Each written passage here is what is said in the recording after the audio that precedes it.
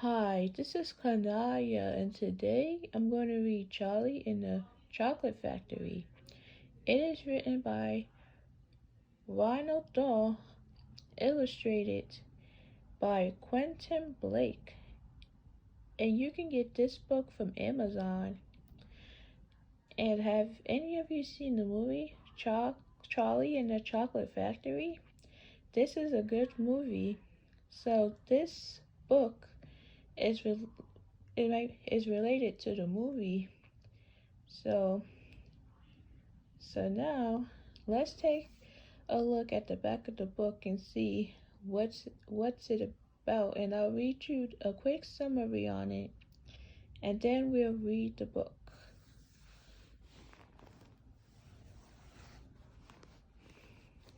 So it says, Willy Wonka's famous chocolate factory is opening at last, but only 5 lucky children will be allowed inside, and the winners are Osculus, Gloop, an enormously fat boy, Lucy Road, whose hobby is eating, an enormously fat boy whose hobby is eating, Veruca Salt, a spoiled rotten brat whose parents are wrapped around her little finger, Rallet Bagrad, a dim-witted gum chewer with the fastest jaws around, Mike Tovive, a toy pastry tartan gangster and trainer who was obsessed with television, and Charlie Bucket, a hero, a boy who is honest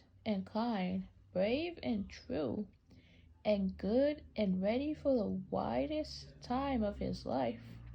So, so it tells us what each character is and how it's described. And what each character does. So, so let's flip it back over. And the book has 30 chapters, so we might not get through all the chapters today. So, I'll read chapters 1 through 10 and then and I'll take questions at the end. So let's continue and read the story. So it says, Charlie's birthday present. Charlie looked down at the candy bar. He ran his fingers slowly back and forth along the length of it, stroking it lovingly, and the shiny paper wrapper made little sharp crackly noises in the quiet room. Then Miss Bucket said gently, You mustn't be too disappointed, my darling. If you don't find what you're looking for underneath that wrapper, you really can't expect to be as lucky as all that. She's quite right, Mr. Bucket said. Charlie didn't say anything. So, that's a little... So, that's Miss Bucket saying that if you can't look for wrapping paper or whatever Charlie is looking for, so let's see. So now Charlie is looking for wrapping. So Miss Bucket said, if you can't find what you're looking for underneath that wrapper, you can't really expect to be as lucky as all that. So now let's see.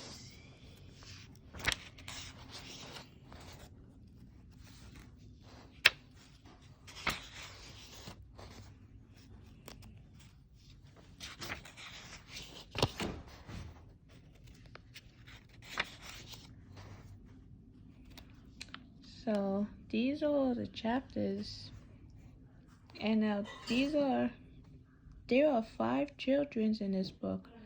Arglist Globe, a greedy boy, Veruca Salt, a girl who is spoiled by her parents, Violet Boogerad, a girl who chews gum all day long. Mike Tavie, a boy who does nothing but watch television, and Charlie Bucket, the hero. So that describes what each character are and what they do.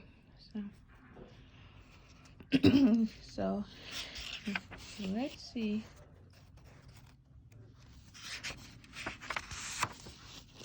Chapter 1. Here Comes Charlie. These two very old people are the father and mother of Mr. Bucket. Their names are Grandpa Joe and Grandma Joseph.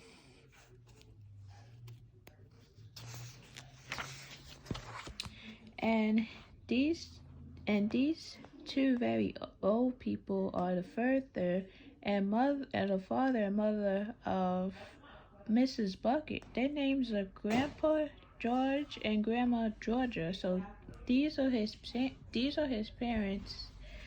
This is Mr. Bucket. This is Mrs. Bucket. Mr. and Mrs. Bucket have a small boy whose name is Charlie Bucket. So these are Mr. Bucket on the left, and this is Mrs. Bucket on the right. So these two look similar, but they're different. One is long and one is short. So this is Charlie. How do you do? And how do you do? And how do you do again? Here's pleasure to meet you. This is Charlie right here. So the story on the left is his parents.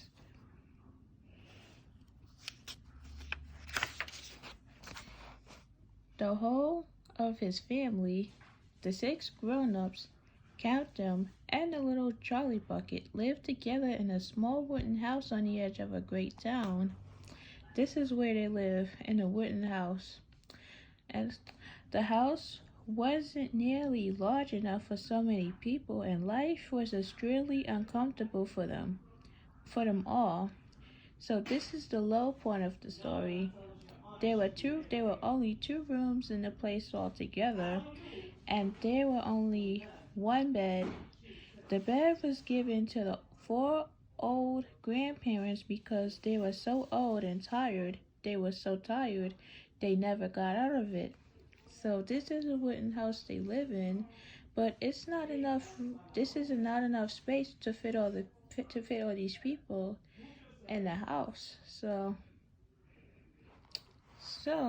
Grandpa Joe and Grandma Joseph are on this side. Grandpa George and Grandpa George are on this side. Mr. and Mrs. Bucket and little Charlie Bucket slept in the other room, up upon a mattress on the floor. In the summertime, this wasn't too bad, but in the winter, freezing cold drifts blew across the floor all night long, and it was awful. There wasn't any question of them being able to buy a better house, or even one more bed to sleep in. They were far too poor for that. Mr. Bucket was the only person in the family with a job. He worked in a toothpaste factory where he sat all day long at a bench and screwed the little caps onto the top of the tube of toothpaste after the tube has been filled. But a toothpaste cap screwer is never paid very much money, and poor Mr. Bucket. So this here, so they're too poor to get, let's see, in the summer. So this is pretty hard for them because they don't live in a real house, they live in a wooden house. So a toothpaste cap screwers never pay very much money, and poor Mr. Bucket, however hard he worked and however fast he screwed on the caps, was not able to make enough to buy 1/2 of the things that a large family needed. There wasn't enough money to buy proper food for all of them, so they like homeless almost. So Homeless people can't afford to buy enough food and shelter for everyone. The only meals they could afford were bread and margarine for breakfast, boiled potatoes and cabbage for lunch, and cabbage soup for supper. So that's another low point of the story that they only could afford. So Sundays were a bit better. They all look forward to Sundays because then, although they had exactly the same, everyone was allowed a second helping. The Buckets, of course, didn't starve, but every one of them, the two old grandfathers and two old grandmothers, Charlie's father, Charlie's mother, and especially little Charlie himself, went about from morning until night with a horrible empty feeling in their tummies. So Charlie felt it worst of all, and although his father and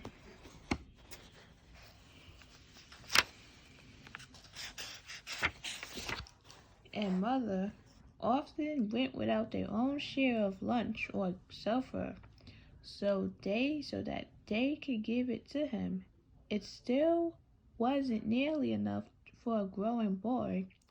He desperately wanted something more filling and satisfying than cabbage and cabbage shoots. The one thing he longed for more than anything else was chocolate. Walking to school in the morning, Charlie could see great slabs of chocolate piled up high in the shop was windows, and he would stop and share and press his nose against the glass, his mouth watering like mad many times a day. He would see other children taking creamy candy bars out of their pockets and munching them greedy, and that, of course, was poor torture. Once a year on his birthday, did Charlie did Charlie Bucket ever get a bit of chocolate? The whole family saved up their money for that special occasion, and when the great day arrived, Charlie was also presented with one small chocolate bar to eat all by himself, and each time he received it, on those marvelous birthday morning, he would place it carefully in a small wooden box that he owned and treacherous through it were a bar of solid gold, and for the next few days he would allow himself to only look at it, but never to touch it. Then at last, when he could stand it no longer, he would peeled a back a tiny bit of the paper, wrap it at one corner to expose a tiny bit of chocolate, and then he would take a tiny nibble, just enough to allow the lovely sweet taste to spread out slowly over his tongue. The next day he would take another titty nibble, and so on, and this way Charlie would make his 10-cent bar of birthday chocolate last him for more than a month. I haven't told you about, but let's see. But I haven't yet told you about the one awful thing that tortured little Charlie, the lover of chocolate, more than anything else. This thing for him was far, far worse than seeing slabs of chocolate in the shop windows and watching other children munching creamy candy bars right in front of him. It was the most terrible, torturing thing you could imagine. And there was this. In the town itself, actually within sight of the house in which Charlie lived, there was an enormous chocolate factory. Just imagine that. And it wasn't simply an ordinary enormous chocolate factory neither.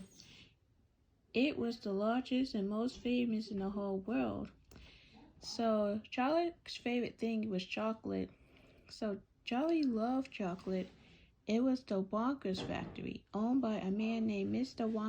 Willy Wonka, the great inventor and the maker of chocolate there has ever been. So Miss Willy Wonka makes the chocolate out of the greatest inventor. So he makes chocolate, and when a tremendous, marvelous place it was huge iron gates leading to it. So even though in the movie they showed that Miss Winky Walker made the chocolate, and there was a movie that related to this, so I'll try to post a movie at the end of after the after I finish reading the book.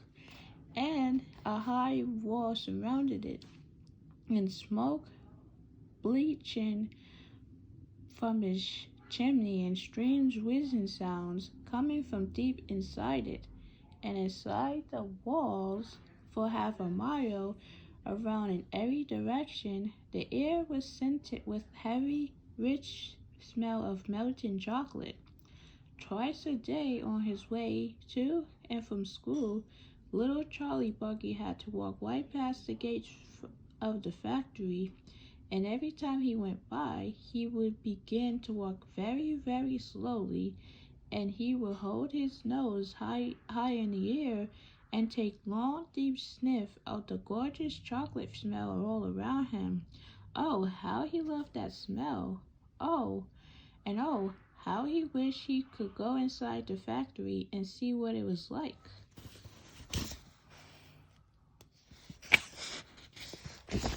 So, chapter 1. So, the low point of chapter 1 was the family lived in a wooden house, can't afford to buy a real house, and there wasn't enough room for people to sleep at or to stay. So, and how this boy named Charlie could smell the chocolate every day coming home from school. So, and then Miss Winky Walker is the maker of chocolate. Loves to make chocolate. So like Miss Winky Walker was in the movie too. So let's read about him and see. So chapter 2, Mr. Willy Wonka's factory. In the evening, after he had finished his supper of watery cabbage soup, Charlie always went into the rooms of his 4 grandparents to listen to their stories, and then afterwards to say goodnight. Every one of these old people was over 90.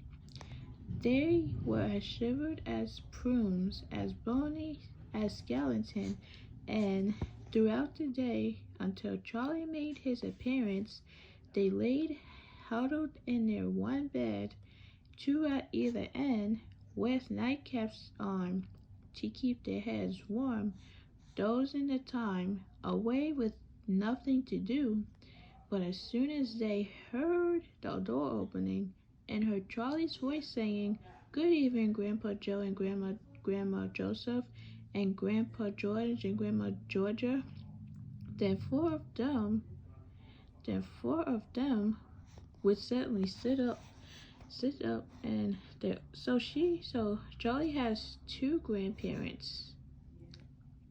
So Grandpa Joe and Grandma Joseph and Grandpa George and Grandma Georgia would sit up, and their old wrinkled faces would light up with smiles of pleasure, and the talking would begin, for they loved this little boy. He was the only bright thing in their lives, and his evening visits was something that they looked forward to all day long. Often, Charlie's mother and father would come in as well and stand by the door, listening to the stories that the old people told, and perhaps half an hour every night, this room would become a happy place, and the whole family would forget that it was hungry and poor. One evening, when Charlie went in to see his grandparents, he said to them, Is it really true that Wonka's chocolate factory is the biggest in the world?" "True," cried all four adults at once. "Of course it's true. Good heavens, didn't you know that? It's about 50 times as big as any other. And is Mr. Willy Wonka really the cleverest chocolate maker in the world?" "My dear boy," said Chocolate Chip Grandpa Joe, rising himself up a little bit higher on his pillow, "Mr. Willy Wonka is the most amazing, the most fantastic, and the most extraordinary chocolate maker the world has ever seen. I thought everybody knew that." "I knew he was famous. I knew he was famous, Grandpa Joe, and I knew he was very clever." "Clever!" cried the old man. "He's more than that. He's a magician with chocolate. He can make anything he wants. Isn't that a fact, my dears?" The other three old people nodded their heads slowly up and down and said, "Absolutely true, just as true as can be." And Grandpa Joe said, "You mean to say I've never told you about Mr. Willy Wonka and his factory?" "Never," answered little Charlie. Good heavens above, I don't know what's the matter with me. Would you tell me now, Grandpa Joe, please?" "I certainly will. Sit down beside me on the bed, my dear, and listen carefully." Grandpa Joe was the oldest of the four grandparents. He was 96 and a half, and that is just about as old as anybody can be. Like extremely old people, he was delicate and weak, and throughout the day he spoke very little,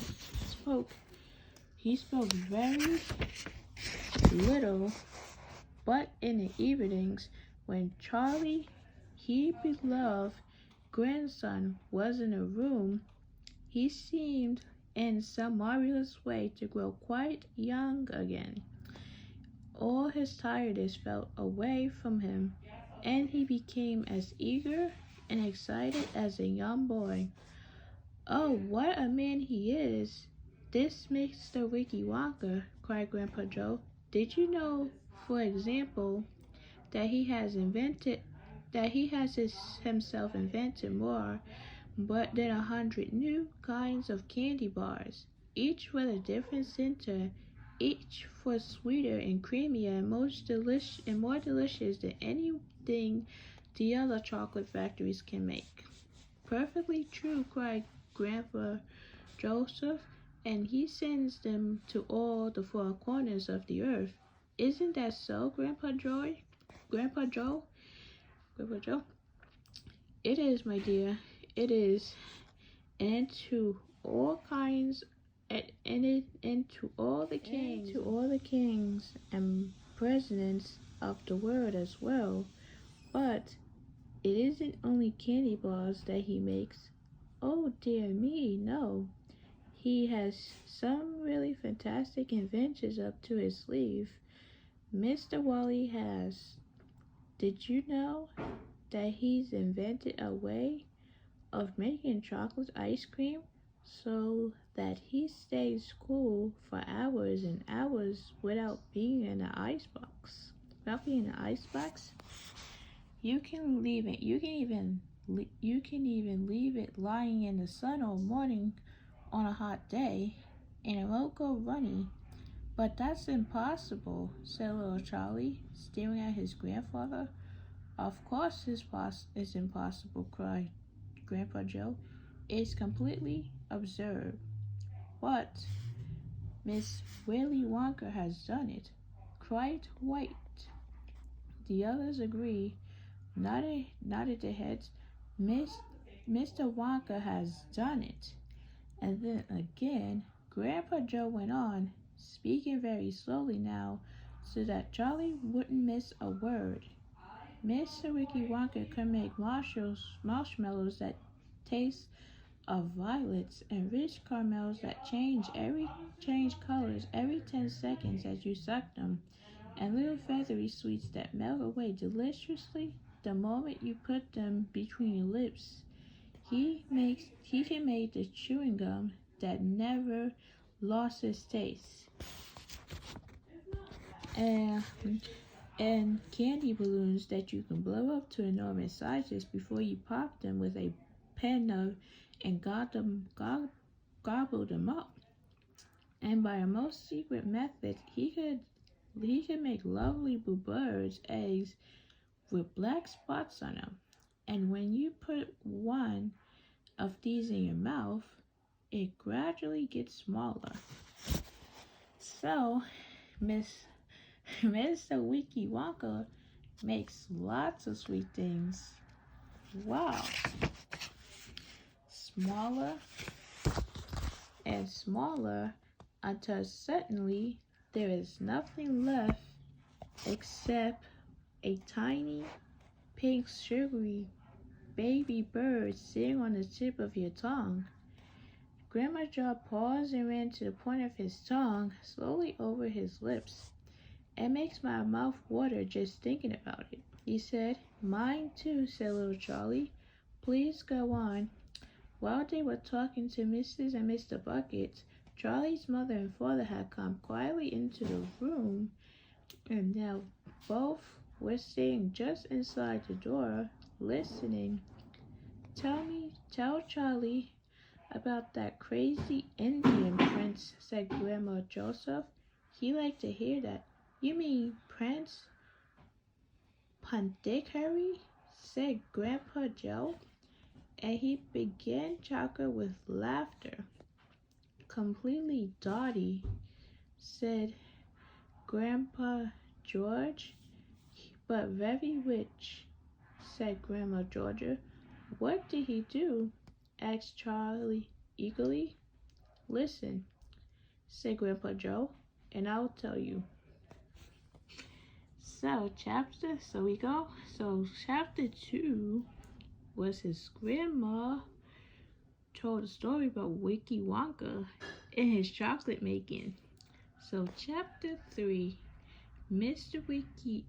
Wonka and the Indian Prince. Prince Pondicherry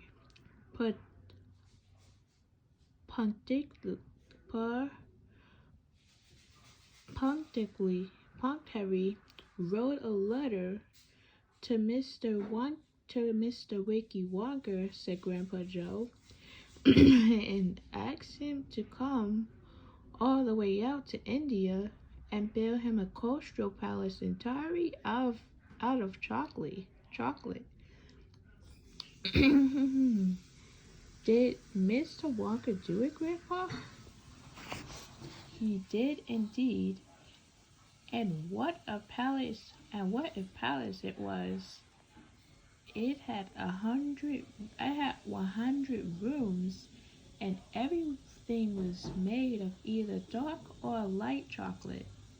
The bricks were chocolate, and the cement holding them together was chocolate, and the windows were chocolate, and all of the walls and ceilings were made out of chocolate.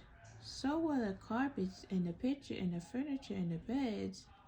And when you turned on the taps in the bathroom, hot chocolate came pouring out. So everything was chocolate.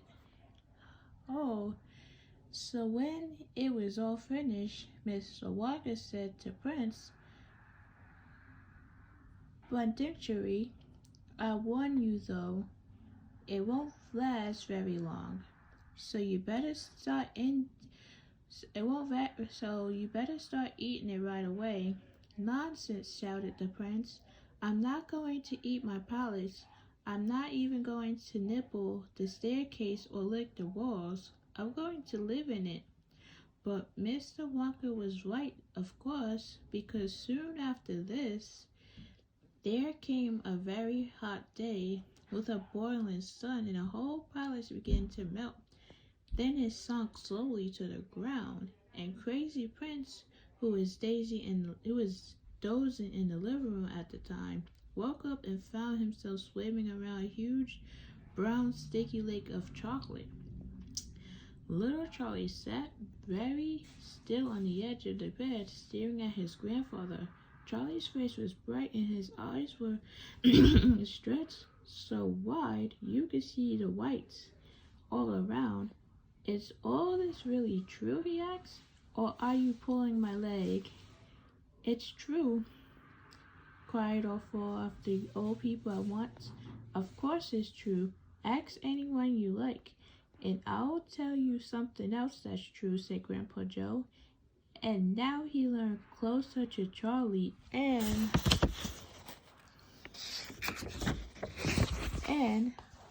lowered his voice in a soft, secret whisper. Nobody ever comes out. Out of where? Asked Charlie. And nobody ever goes in. And where? Cried Charlie. Wonka's factory, of course. Grandpa, what do you mean? I mean workers, Charlie. Workers or factors, said Grandpa Joe. Have workers streaming in and out of the gates in the mornings and evenings as self-walkers? All factors, said Grandpa Joe, have workers steaming in and out of the gates in the mornings and evenings as self-walkers. Have you ever seen a single person going into that place or coming out? Little Charlie looked slowly at each of the four old faces, one after the other, and they all looked back at him. They were friendly, smiling faces, but they were also quite serious. There was no sign of joking or leg pulling on any of them. Well, have you? Asked Grandpa Joe. I really don't know, Grandpa, Charlie stammered. Whenever I walk past the factory, the gate seems to be closed. Exactly, said Grandpa Joe. But there must be people working there. Not people, Charlie. Not ordinary people anyway. Then who? Cried Charlie. Aha, that's it, you see. That's another of Mr. Willy Wonka's cleverness. Charlie dear, Miss Buck. Oh, Charlie dear, Miss Bucket called out from where she was standing by the door. It's time for bed. It's time for bed. That's enough for tonight. But Mother, I must hear. Tomorrow, my darling. That's right, said Grandpa Joe. I'll tell you the rest of it tomorrow evening. So this is the end of chapter 3. Chapter 3 is where his grandpa told the story about Willy Wonka and the prince. So, chapter 4, The Secret Workers. The next evening, Grandpa Joe went on with his story. You see, Charlie, he said, not so very long ago, there used to be thousands of people working in Miss Willy Wonka's factory. And then one day, all of a sudden, Miss Wonka had to ask every single one of them to leave and to go home and never to come back. So there used to be people working in the factory. But Mr. Wonka asked everyone to leave to go home and never come back. But why? Asked Charlie. Because of spices. Spices? Yes, all the other chocolate makers you see had begun to grow jealous of the wonderful candles that Mr. Wonka was making, and they started sending in spices to steal his secret recipe. The spices took jobs in a Wonka factory, pretending that they were ordinary workers, And while they were there, each of them found out exactly how a certain special thing was made.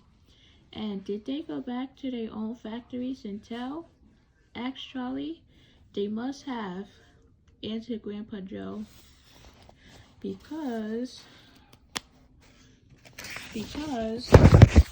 soon after that, Freckle Grubber's factory started making an ice cream that would never melt, even in the hottest sun. Then Mr. Podnose's factory came out with a chewing gum that never lost its flavor however much you chew it. And then Mrs. Slotchworth's factory began making candy balloons that you could blow up to a huge sizes before you popped them with a pen and glob them up. So this is the continuation of the story that his grandma told him when Miss Winky Wonka had so Miss of Winky Wonka and said wine and Mr. Willy Wonka tore his beard and shouted, "This is terrible.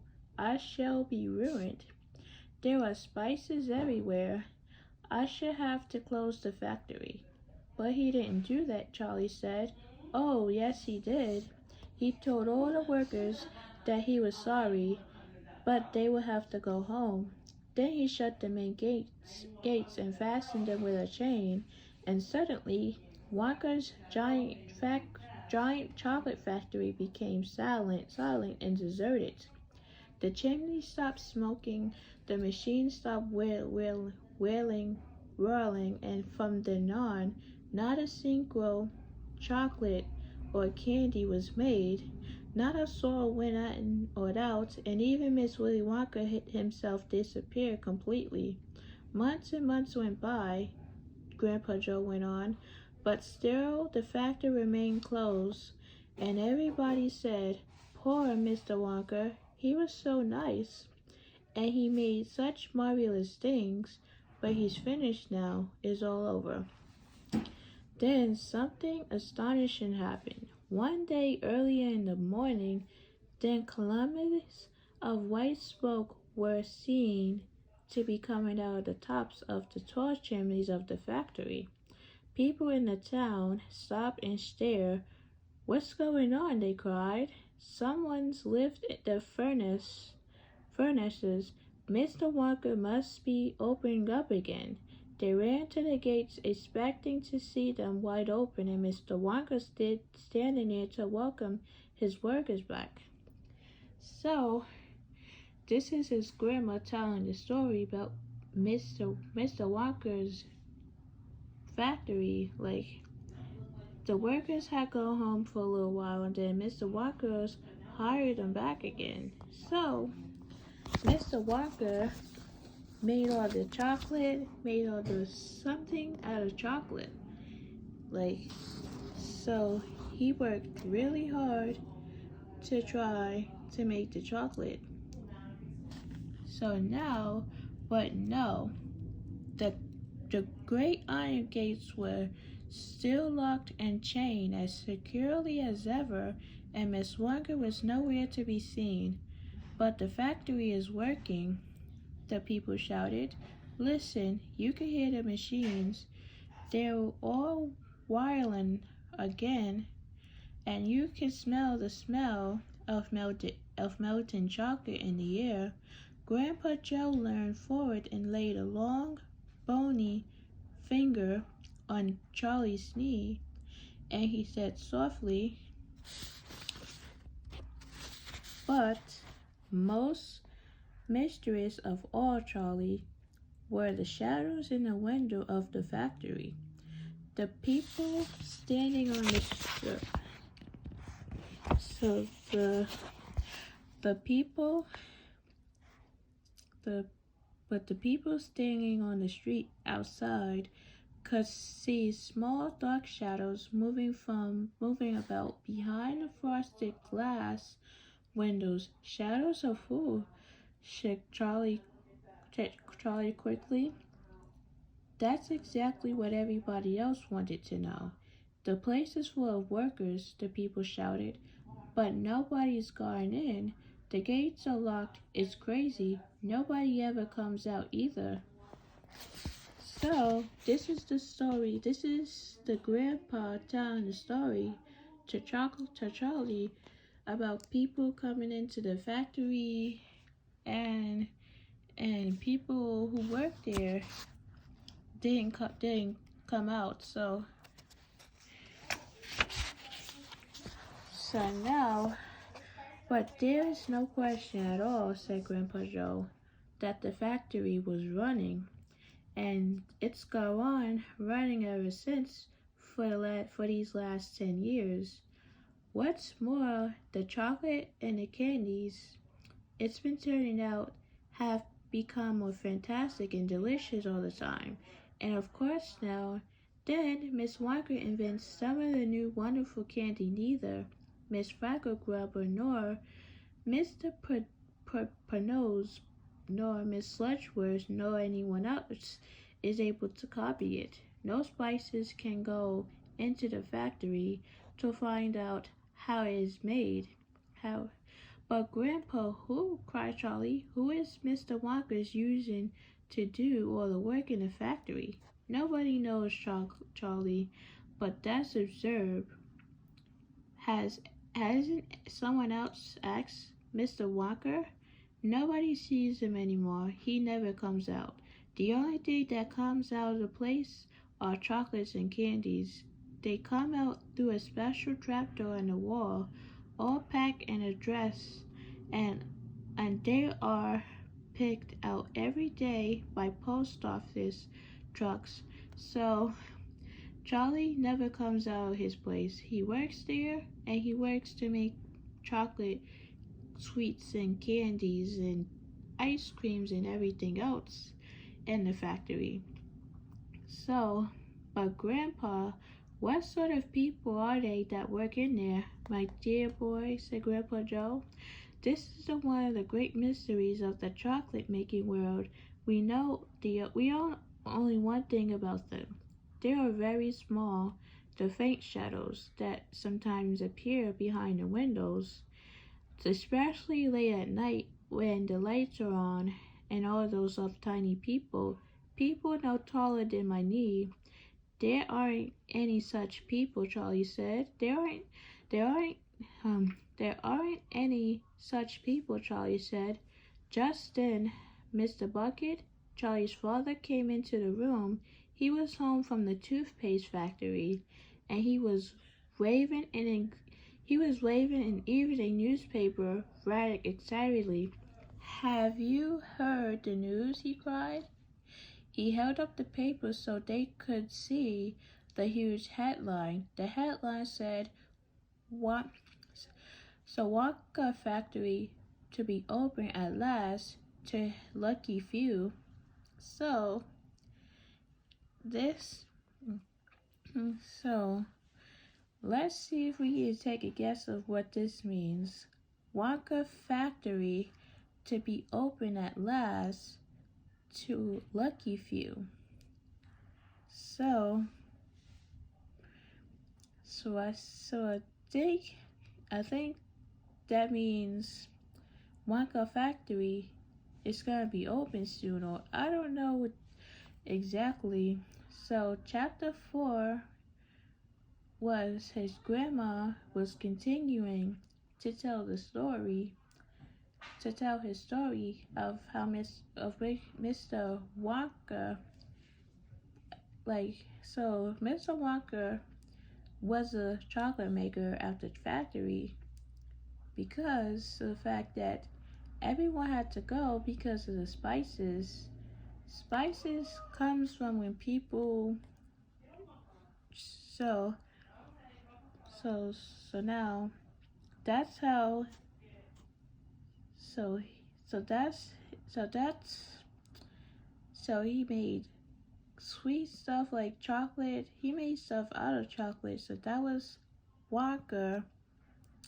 So now before I move on to chapter 5, So let's reread this. Walker's factory to be open at last to lucky few.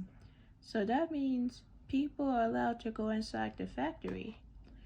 So that's my opinion. So let's read chapter 5, and it should tell you what it means on top. So chapter 5, the golden tickets. You mean people are actually going to be allowed to go inside the factory? Cried. So you mean people are actually going to be allowed to go inside the factory? Cried Grandpa Joe. Read us what it says quickly. All right, said Mr. Bucket, smoothly out the newspaper. Listen. Evening Bellington. Wanky make Mr. Willy Wonka, the candy-making genius who nobody has seen for the last 10 years, sent out the following notice today. Willy Wonka have decided to allow 5 children, just 5, mind you, and no more, to visit my factory this year. These lucky 5 will be showing around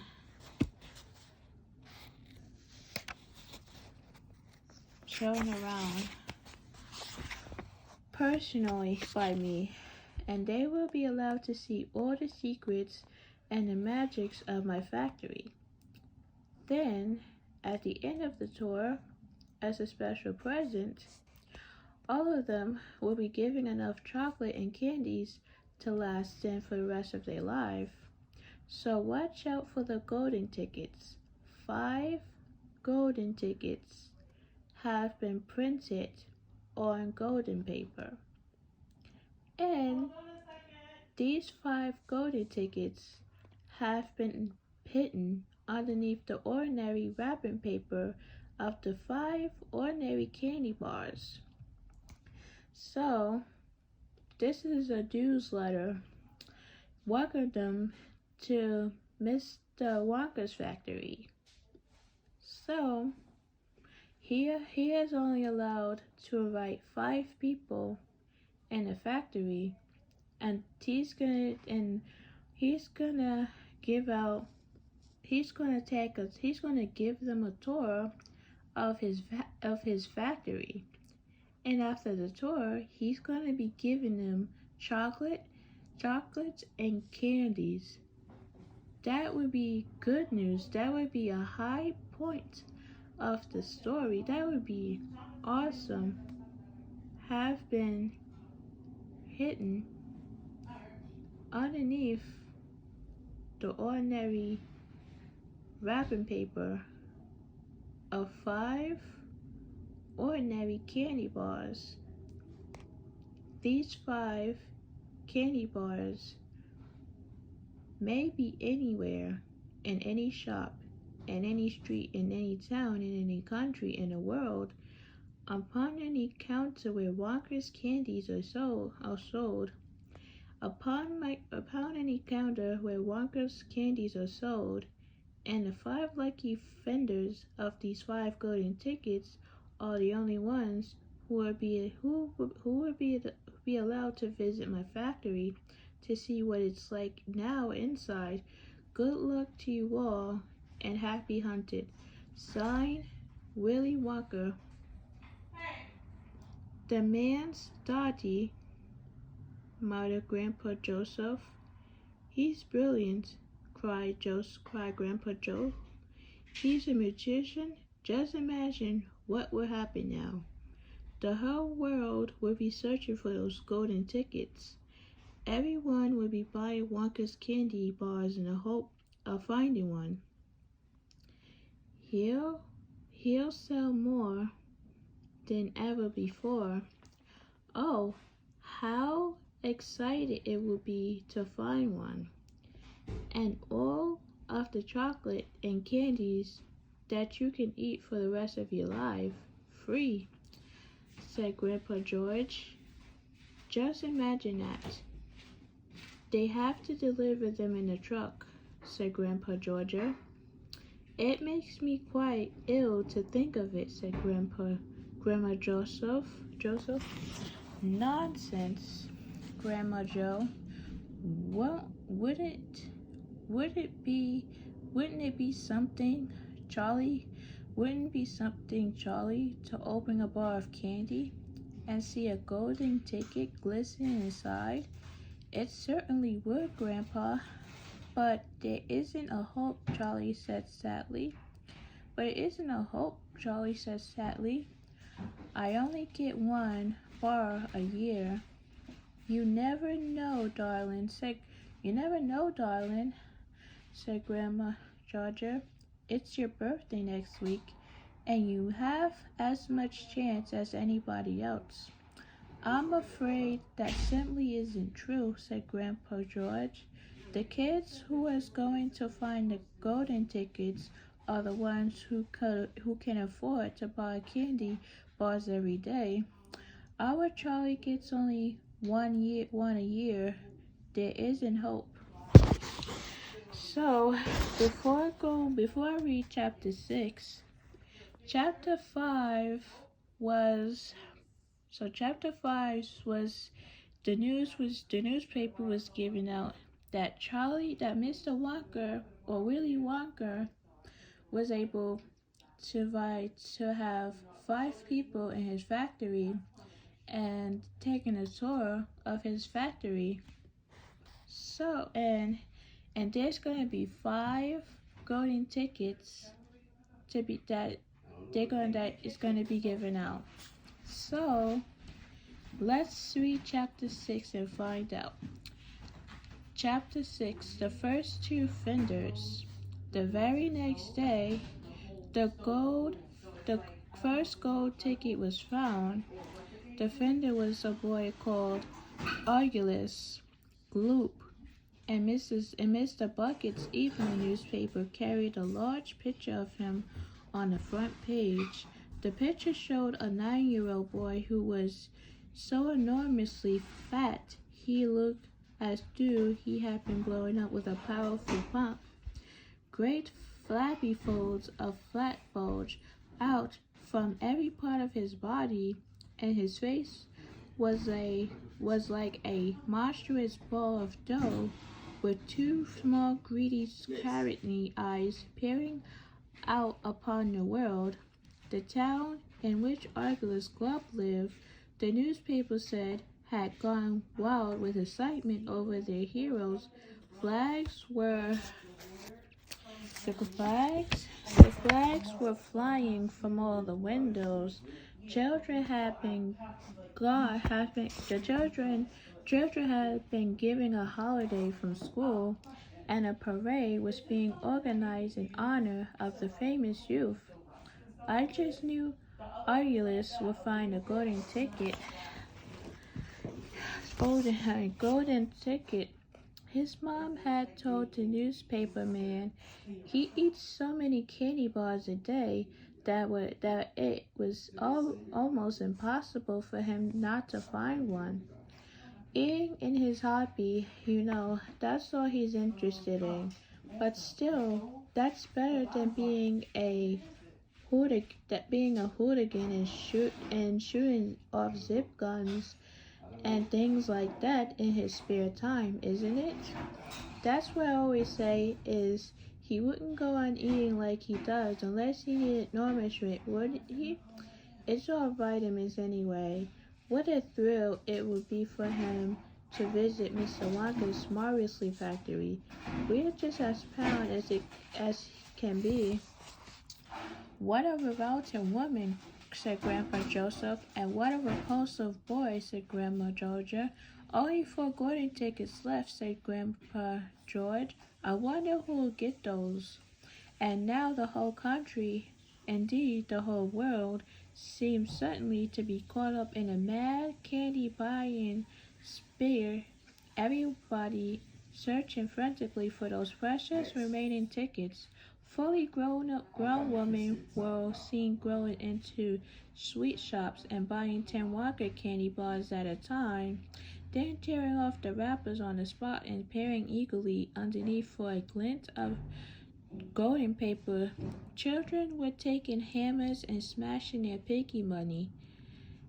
And in one city, smashing their piggy banks and running out to the slopes with handfuls of money. In one city, a famous gangster robbed a bank of $5,000 and spent the whole lot on candy bars that same afternoon. And when the police entered his house to arrest him, they found him sitting on the floor, a menacing mountain of candy, ripping off the wrappers with the blade of a long dagger.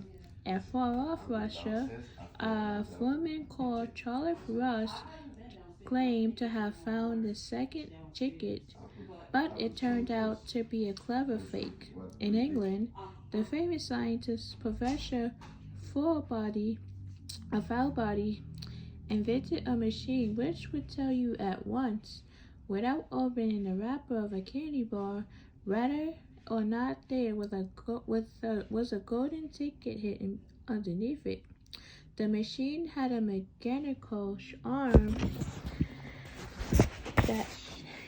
that shot out with a tremendous force and grabbed hold of anything that had the slightest bit of gold inside it, and for a moment it looked like the answer to everything. But unfortunately, while the professor was showing off the machines to the public at the candy counter of a large department store, the mechanical arm shot out and made a grab for the gold filling in the back tooth of a duchess who was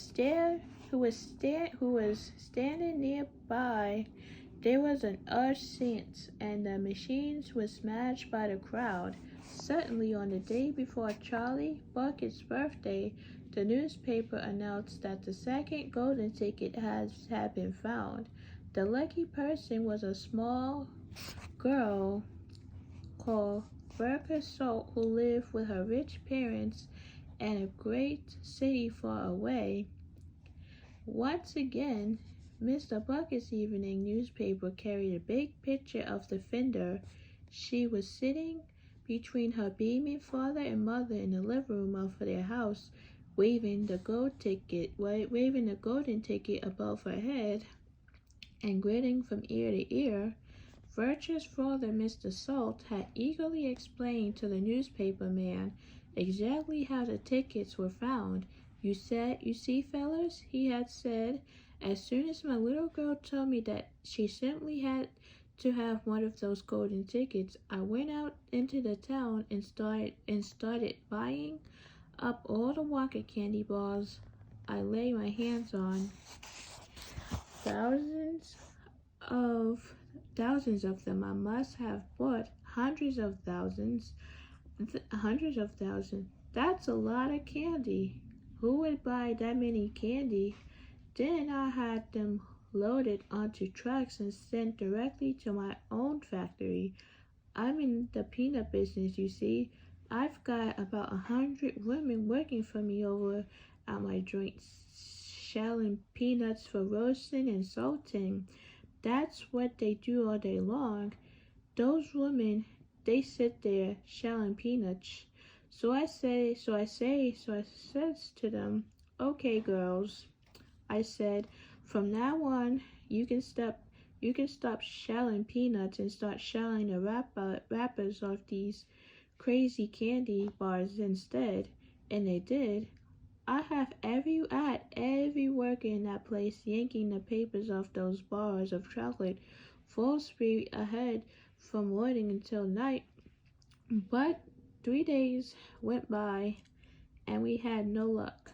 Oh, it was terrible. My little Verka got more and more upset each day, and every time I went home, she would scream at me, "Where's my golden ticket? I want my golden ticket." And she would lie for hours on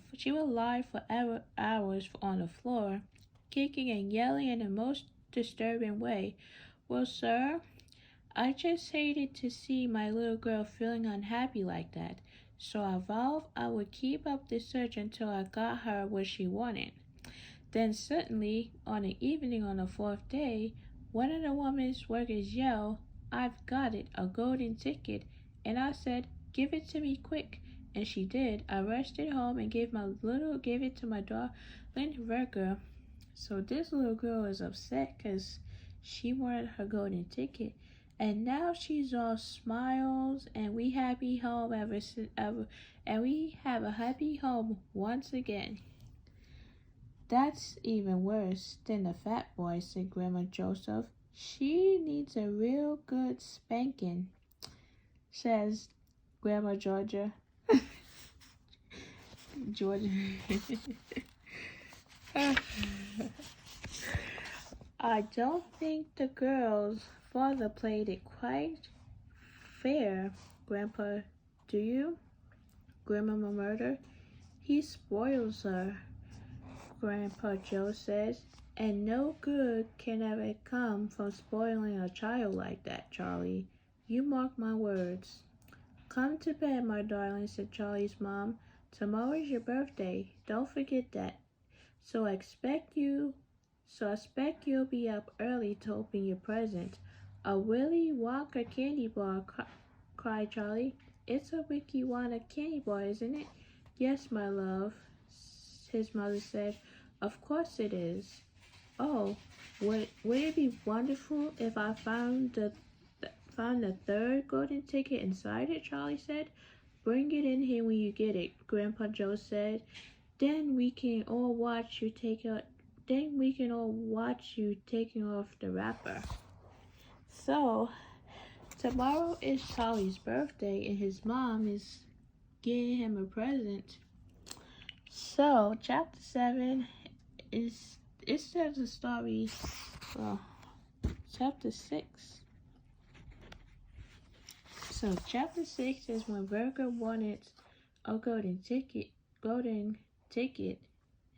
So his dad, she wanted it real bad, so his dad got it for her. So chapter 7, Charlie's birthday. "Happy birthday," cried the four old grandparents as Charlie came into their room early the next morning. Charlie smiled nervously and sat down on the edge of the bed. He was holding his present, his only present, very carefully in two hands. Wonka's Ripple Scrumptious Fudgemallow Delight, it says to the wrapper.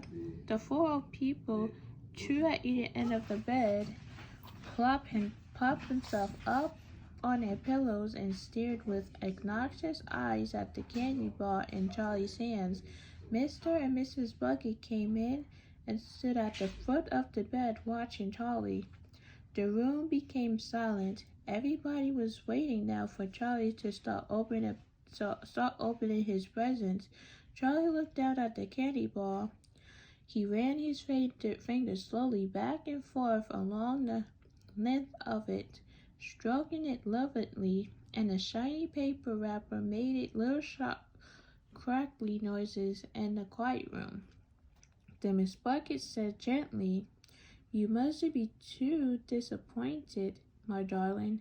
If you don't find what you're looking for underneath that wrapper, you really can't expect to be as lucky as all that." "She's quite right," Miss Bucket said.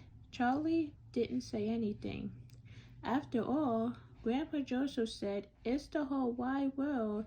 There are only 3 tickets left to be found. The thing to remember," Grandma Georgia said, "is that whatever happens, you'll still have the bar of candy." So they want to get that ticket, so they must find a way to get it. "So Wonka's Ripple Scrumptious Mellow Delight," cried Grandpa Joyce. "It's best of them all. You'll just love it." "Yes," Grandpa whispered, "I know. Just forget all about those golden tickets and enjoy the candy," Grandpa Joyce said. "Why don't you do that?"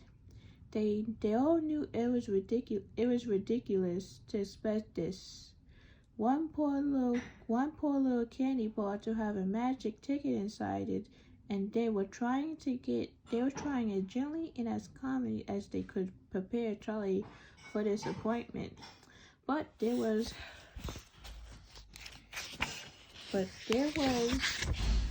one other thing that the grown-ups also knew, and it was this, that however small the chance might be of striking lucky, the chance was there. The chance had to be there. The particular candy bar had as much chance as any other of having a golden ticket, and that was why all the grandparents and parents in the room were actually just as tense, as exciting as Charlie was. Although they were pretending to be very calm. "You better go ahead and open it up or you'll be late for school," Grandpa Joe said. "You might as well get over it," Grandpa George said. "Open it, my dear," Grandma Georgia said. "Please open it. You're making me jumpy." Very slowly, Charlie's fingers began to tear open one small corner of the wrapping paper. The old people in the bed all leaned forward, craning their shaggy necks. They suddenly, as though he can bear the suspense any longer, Charlie tore the wrapping right down the middle, and on his lap there fell a light brown, creamy colored chocolate candy bar. There was no sign of a golden ticket anywhere. "Well, that's that," said Grandpa Joe brightly. "It's not what we expected." Charlie looked up. Four kind old faces were watching them intensely from his bed. He smiled at him, a sad smile. Then he shrugged his shoulders and picked up the candy bar and held it out to his mother and said, "Here, Mother, have a bit. We'll share it. I want everybody to taste it." "Certainly not," his mother said, and all the others all cried, "No, no, we wouldn't dream of it. It's all yours. Please, please, please," bragged Charlie, turning around and offered it to Grandpa Joe. But neither he nor anyone else would take even a tiny bit. "It's time to go to school, my darling," Miss Bucket said, put an arm around Charlie's skinny shoulders. "Come on, or you'll be late."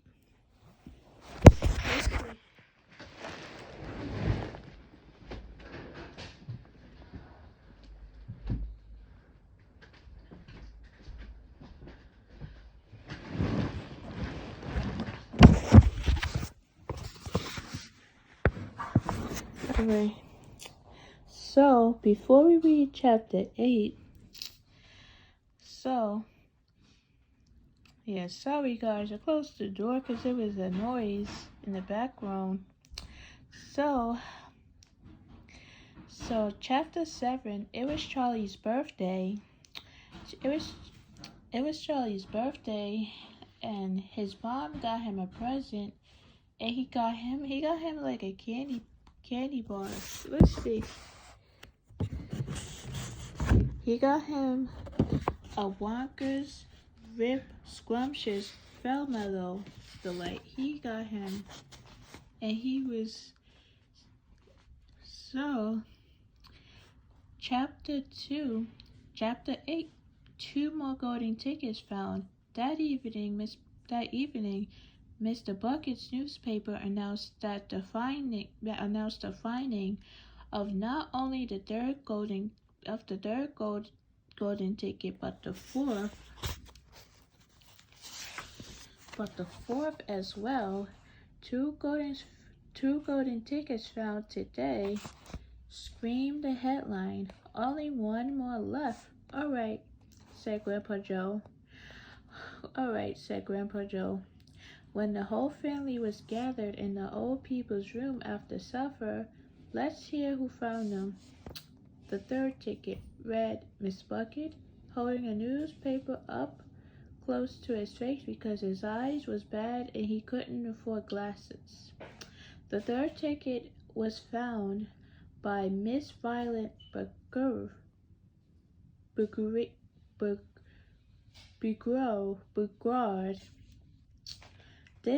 There was great excitement in the Brigade household. Begard household.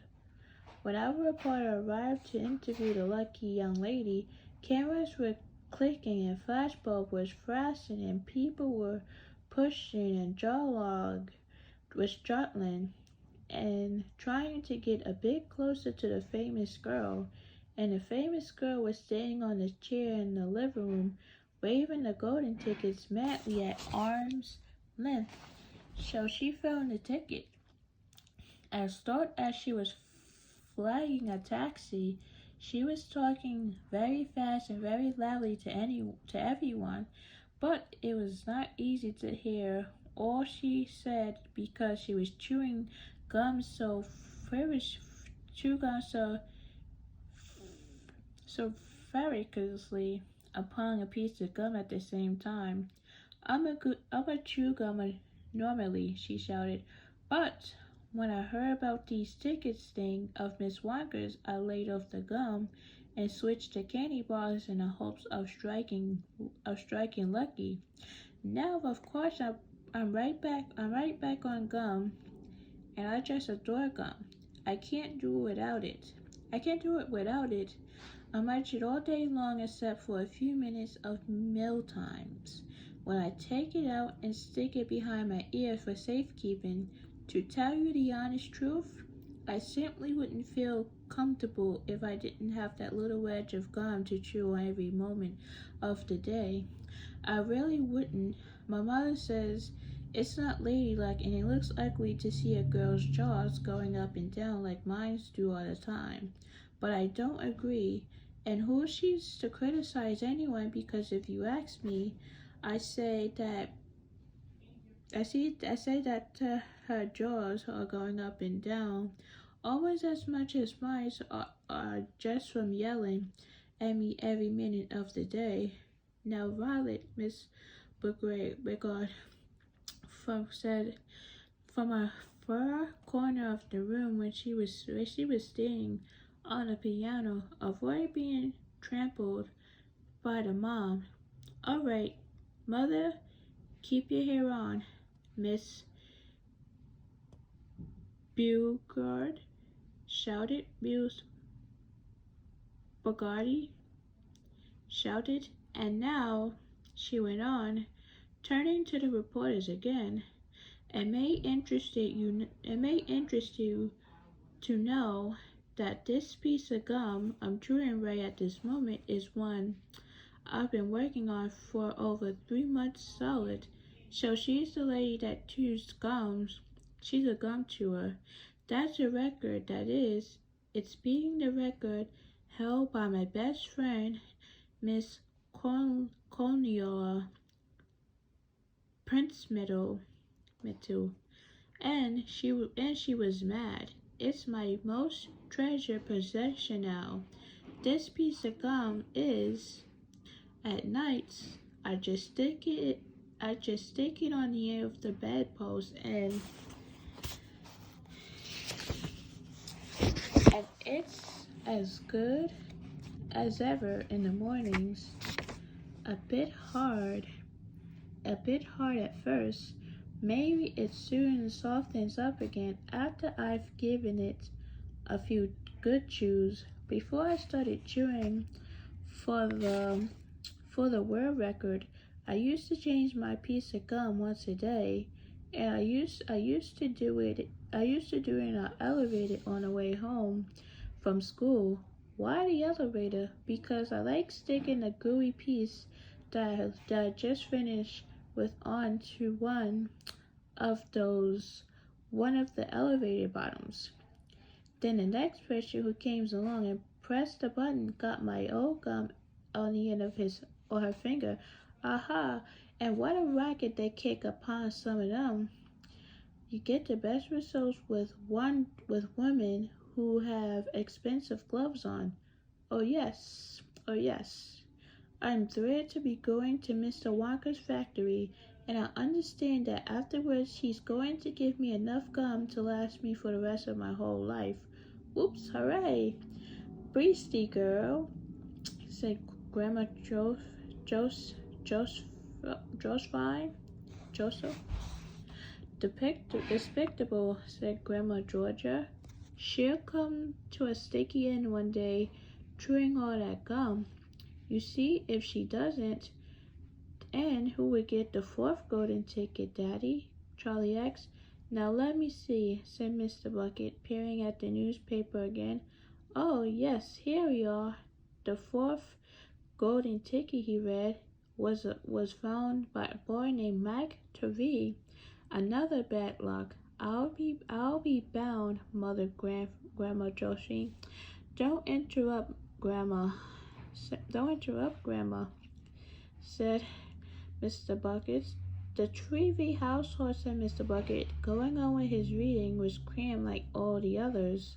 Was excited visitor with our reporter arrived, but young Mike TV, the lucky winner, seemed extremely annoyed by the whole business. Can't you fools see I'm watching television? He said angrily. I wish you wouldn't interrupt. The 9-year-old boy was sitting before an enormous television set, with his eyes glued to the screen, and he was watching a field in which one bunch of gangsters was shooting up another bunch of gangsters with machine guns. Mike Tui himself had no less than 18 toy pistols of various sizes hanging from belts around the body, and every now and again he would leap up into the air and fired off a dozen rounds from one or another of these weapons. Quiet, he shouted, when someone tried to ask him a question. Didn't I tell you not to interrupt? This show's an absolute whiz-banger. It's terrific. I watch it every day. I watch all of them every day, even the clumsy ones, where there's no shooting. I like the gangsters best.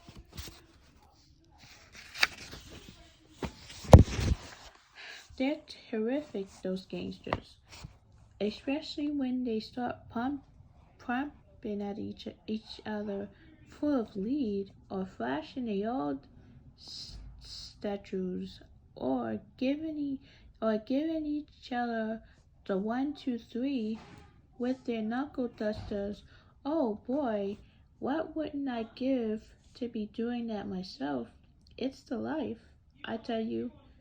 It's terrific. That's quite enough, snapped Grandma Joseph. I can't hear to listen to it. Nor me, said Grandma Georgia. Do all the children behave like this nowadays? Like these brats we've been hearing about? Of course not, said Of course not, said Mr. Bucket, smiling at the old lady in the bed. Some do, of course, in fact. Quite a lot of them do, but not all of them. And now there's only one ticket left, said Grandpa George. Quite so, Grandma Georgia, and just as sure as I'll be having cabbage shoot for supper tomorrow. That ticket go to some nasty little beast who doesn't deserve it. So let's see who deserved the ticket now. So before we go into chapter 9, chapter 8 was the chewing gum business, when Miss Bugatti, a story of chewing gum, she found a fourth ticket, but they still try to figure out who will get this last ticket. Well, they're trying their hardest. They try to figure out how are they gonna get the golden ticket. They didn't get it yet, so of course they're gonna get it. So, chapter 9, Grandpa Joe takes a gamble. Uh-oh.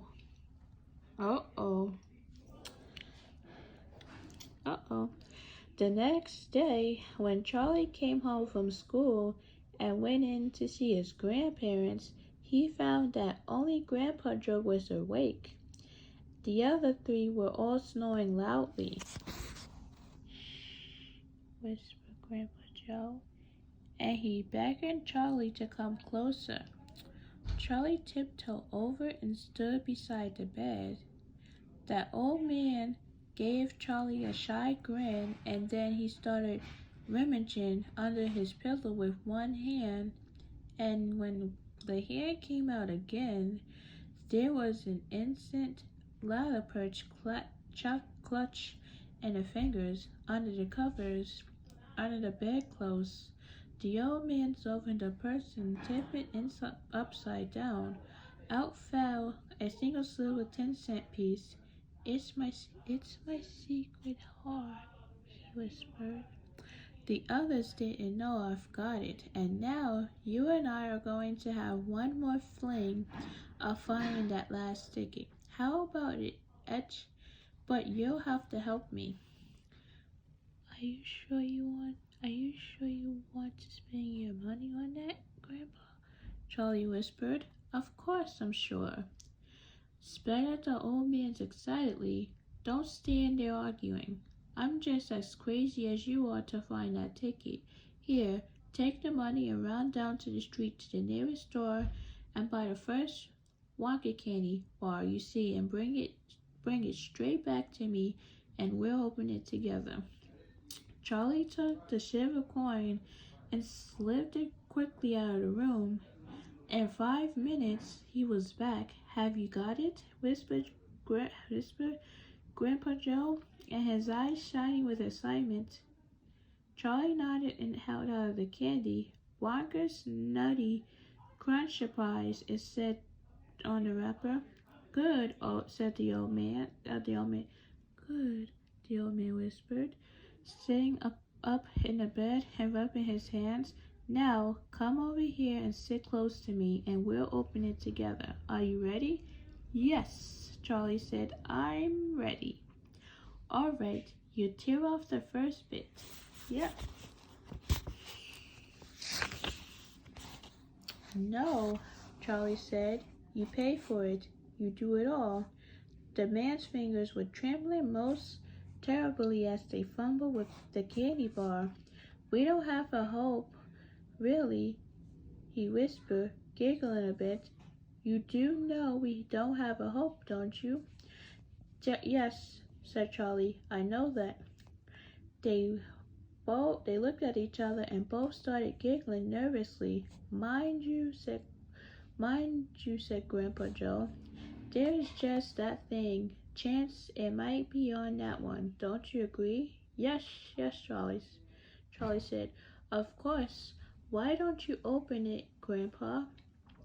And in good time, my boy, and in good time. Which end do you think I ought to open first?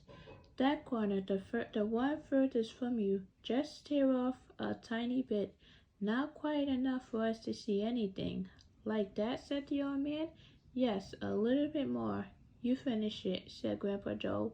I'm too nervous. No, Grandpa, you must do it yourself. Well, very well then. Here goes. He tore off the wrapper. They both stared at which lay underneath. It was a bar of candy, nothing more. And all at once they both saw the funny side of the whole thing, and they burst into the peals of laughter. What the heck's going on? cried Grandma. What the heck's going on? cried Grandma Joseph, waking up suddenly. Nothing, said Grandpa Joe. You go on back to sleep. Yep.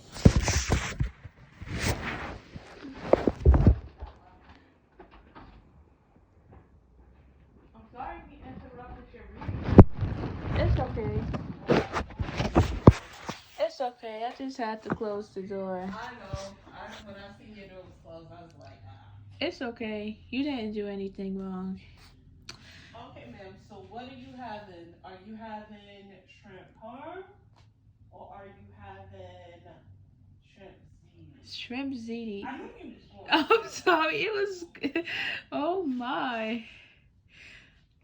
Chapter 10. The family begins to starve. Oh, gee. Talk about food and the family begins to starve. Like, During the next 2 weeks, the weather turned very cold. First came the snow. It began very suddenly one morning, just as Charlie Bucket was getting dressed for school. Standing by the window, he saw. So before I read the rest, chapter 9 is where they opened the candy to see what was inside. So, so, let me read chapter. So now, by the evening, it lay 4 feet deep around the tiny house, and Mr. Bucket had to dig a path from front door to the road. After the snow, there came a freezing gale that blew for days and days without stopping, and oh, how bitter cold it was. Everything that Charlie touched seemed to be made of ice, and each time he stepped outside the door, and the wind was like a knife on his cheek, inside the house, on his cheek. Inside the house, little jets of freezing air came rushing in through the sides of the windows and under the doors, and there was no place to go to escape them. The four old ones lay silent and huddled in their bed, trying to keep the cold out of their bones. Their excitement over the golden ticket has long since ever forgotten. Nobody in the family gave a thought now to anything except the too vital problem of trying to keep warm and trying to get enough to eat. There is something about very cold weather that gives one an enormous appetite. Most of us found ourselves beginning to carve rich steaming stew and hot apple pies. Wow.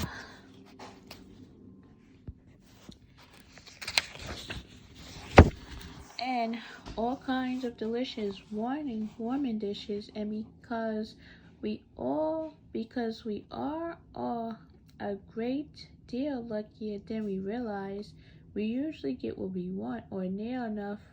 But Charlie Bucket never got what he wanted because the family couldn't afford it. So now the weather is getting cold. Ay.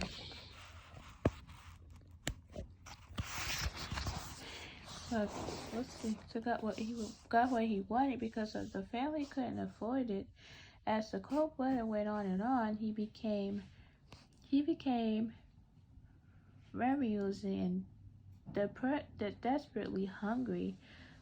So both bars of candy, the birthday one and the one Grandma Joe had brought, had long since nipped away, and all he got now were those thin, capriciously meals 3 times a day.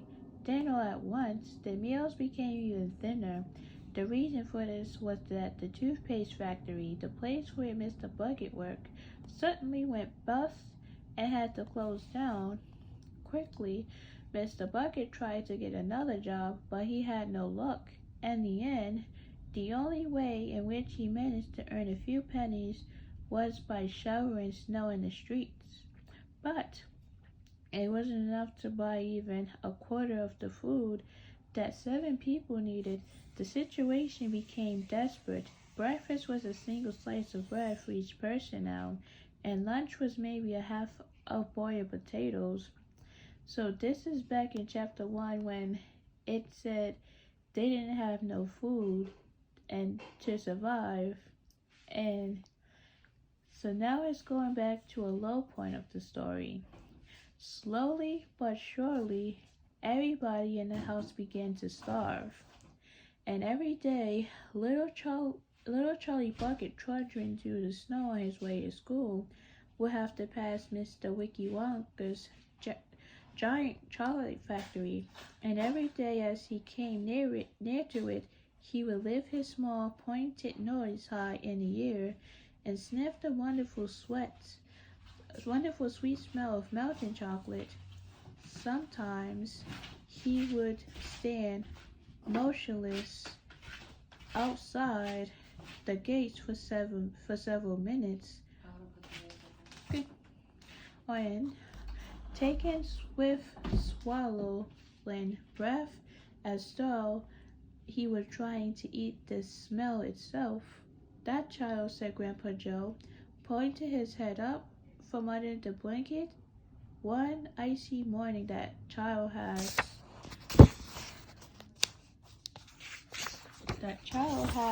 forgot to to have more food. It doesn't matter about us. We're too old to bother with. But a growing boy, he can't go on like this. He's beginning to look like a skeleton." "What can one do?" murmured Grandpa Joseph miserably. "He refused to take any of ours. I hear his mother trying to slip her own piece of bread onto his plate at breakfast this morning, but he wouldn't touch it. He made her take it. He made her take it back. He's a fine fellow," said Grandpa George. He deserved better than this." The cool weather went on, and every day Charlie Bucket grew thinner and thinner. His face became frighteningly white and pinched. The skin was drawing so tightly over the cheeks that you could see the sharp stuff, the bones underneath. It seems doubtful whether he could go on much longer like this without becoming dangerously ill. And now, very calmly, with the curious wisdom that seems to come so often to small children in times of hardship, he began to make little changes here and there, and some of the things that he did so as to save his strength.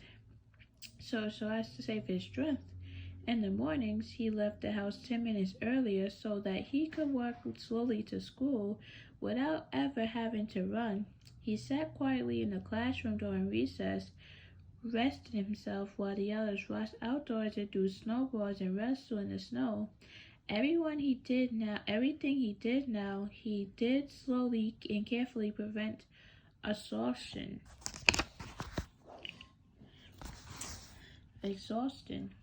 Then one afternoon, walking back home with the icy wind in his face and instantly feeling hungrier than he ever felt before, his eye was caught suddenly by a piece of paper that was lying in the gutter in the snow. The paper was a greenish color, and there was something vaguely familiar about it. Charlie stepped off the curb and bent down to examine it. Part of it was buried under the snow, but he saw it at once what it was. It was a dollar bill. Quickly, he looked around him. Had somebody just dropped it? No, that was impossible because of the way part of it was buried. Several people went hurrying past him on the sidewalk, their chins sunk deep in the collars of their coats, their feet crouching in the snow. None of them was searching for any money. None of them was taking the slightest notice of the small boy crouching in the gutter. Then it was this $. Can he have it? Carefully, Charlie pulled it out from under the snow. It was damp and dirty, but otherwise perfect. A whole $. He held it tightly between his shivering fingers, gazing it down at it. It meant one thing to him at the moment, only one thing. It meant food. Automatically, Charlie turned and began moving towards the nearest shop. It was only 10 paces away. It was a newspaper and stationery store. This, the kind that sells almost everything, including candy and cigar. And what he would do, he would whisper quickly to himself. He would buy one luxurious bar. He would only buy one luxurious of. He would buy one luxurious bar of candy and eat it all up, every bits of it, right there and there, right then and there, and the rest of the money he would take straight back home and give it to his mother. So chapter 10 is similar to chapter 1. Chapter 10, it was a cold winter day and the family was getting hungry and they only eat a little and didn't have enough food. So so he walked slowly to school in the snow. So at least they didn't have any food. So he would walk slowly. So they didn't have any food to begin with. So they only eat chocolate candy or sweets. That was only it. But they didn't have any real food. So now this story. So now he walked slowly to school. So he was dressing in school while the others were playing in the snow, having good time. And then he was searching for money. Like so now so he so now he found one bar of candy and ate the candy.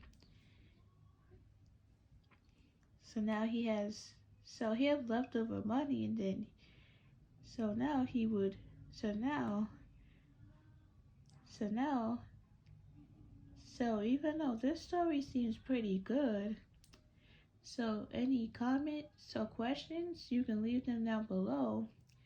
So tomorrow I'll read chapters 11 through 20.